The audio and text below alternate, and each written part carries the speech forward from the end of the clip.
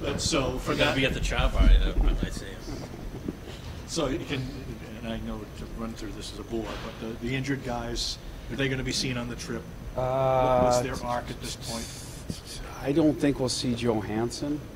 DeBrusque would be the one we'll check in tomorrow, see how he's coming along. Obviously Miller, no. Pasternak, no. That's it, correct? So the two, Johansson, DeBrusque would be the two that have some level of chance when we left. I don't believe either skated today, so tomorrow, if they get on the ice, they could meet us if they feel they're ready. Meet you and conceivably play in Columbus. Yeah, see, that I dealt without a practice. We generally want them to go through a practice, so that might be a Winnipeg thing. Then it's like, well, to go all the way out there, should we just give them the extra time? That's what we're going to bump up against it. There might be a, do we give them an extra day factor with both those guys? Miller and Pasta, no, they will definitely not. They're going to be one. Any changes or anything? We're going to start with Corrali, with Coyle and Bacchus. Move Nordy down to his, with Achari and Wagner. That leaves Solaric, Stempniak, Krejci. Did we start that way yesterday? I don't know. I know how we finished. I was at a fountain dance. I'm going to miss that, by the way. It's Are you? Sunday. We're in Detroit. I'm disappointed. I made it last year. It was fun.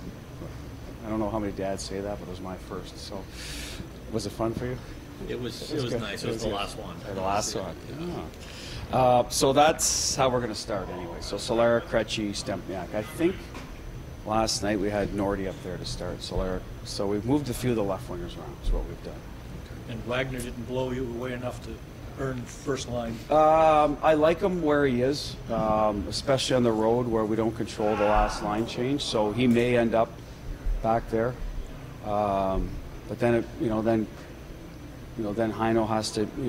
Then we got to maybe move him with Kretsch, and so now we're upsetting 2 or 3 lines. So we're going to start fairly similar and see how, see what Pittsburgh has, see how what our guys have. Hopefully we finish that way, but we'll see.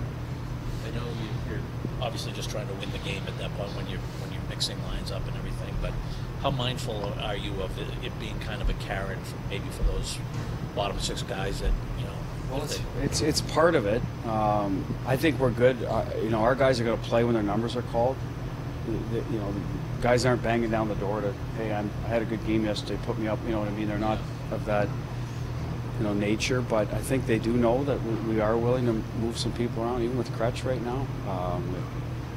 We had Kuhlman, who was a call-up. We had Stempy, who's a call-up. So there is room for, he's playing great hockey, Kretsch. It's a way to balance the lines by using different people there and not upsetting the other. Achari's line's been really good, so we got to be careful we start. Let's not fix what ain't broken either type of mentality. So yesterday was just a situation where we, as a coach, you have a gut instinct, you're behind, you try it, but I don't want to automatically go back to that because we've had success rolling 4 lines here lately.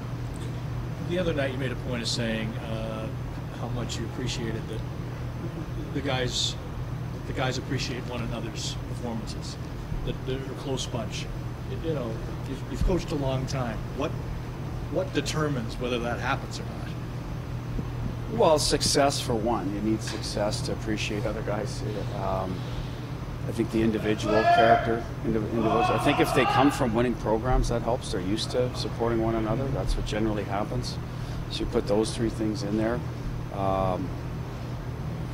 Bonding of the team, how does that happen? It's a mystery, honestly. I think any team, if they could tell you, if they could get all together and guys like each other, it's one of the best formulas, but it doesn't happen all the time. Like the guys the play Grizz made last night, he was getting bear hugged by the whole decor on the bench last night. I don't know if they put the camera on it. Rose, did you put the camera on it last night? Because it would have been a great shot. Yeah.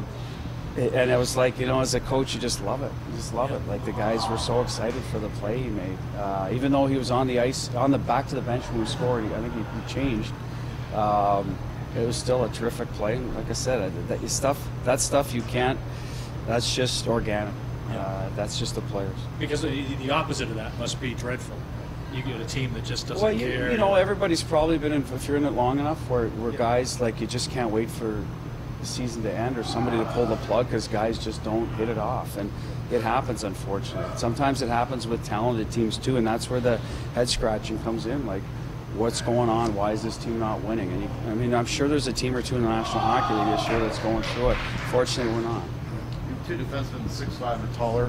When the guys have like a long reach like that, how important is that in today's NHL where there's such an emphasis on speed and skating? Well, for us, it's great, especially the penalty kill. It gives you a big advantage to be closer to your net, to clear rebounds, and still influence shots from farther out. I think that's where we see it. Kevin Miller's out. He's another one with a good, longer body with a good stick. Johnny Moore as well. So that's, I think, one of the reasons for success in the PK. Having the ability to use that stick, the IQ to use it is just as important as well. And Zia and Brandon have that. That's why Carlo came in as a 20-year-old, 19, whatever. He was a young kid playing against good players right away because he could do that. So I think it's a huge advantage. I mean, ask forwards. I think the question is better posed to a guy that likes to attack one-on-one. They'd probably answer it if they've got the agility with their feet too and a stick. It makes it almost impossible to beat a guy. Is it difficult to identify a guy who can use a stick effectively, not just have a long reach, but know how to use it? Not everyone has that trait. It's a skill or a talent. I think you can work on, but it's more talent to me.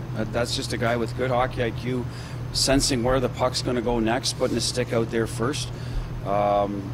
So that to me is a talent, and it's hard to teach. You can go over clips and make them aware of it, but at the end of the day, I think those are things that the players just do naturally. You've had really good success in these back-to-backs, especially on the back end of it. Any goaltending, for one, we're always using, it's always a split. So whoever's in, I think Yaro's played most of the second half, but Tuukka has at times. I think that's the number one factor. We've got a good goalie going in there. I think the will of our team, competitive spirit, like I've said, our top guys want to win every night, so they're not willing to take a night off. And the balance throughout the lineup. I think in general we can use a lot of different guys and help contribute. And I think that when you're a good defensive team, you're usually in the game anyway, right? So I think that's had a lot to do with, keeping it out of our net, not chasing the game early, not getting behind early. And that'll be it again tonight. The problem with back-to-backs, if you get behind, all of a sudden the fatigue sets in. You open it up and you don't have the legs, it can come back and bite you. So I think those are the things that have helped us.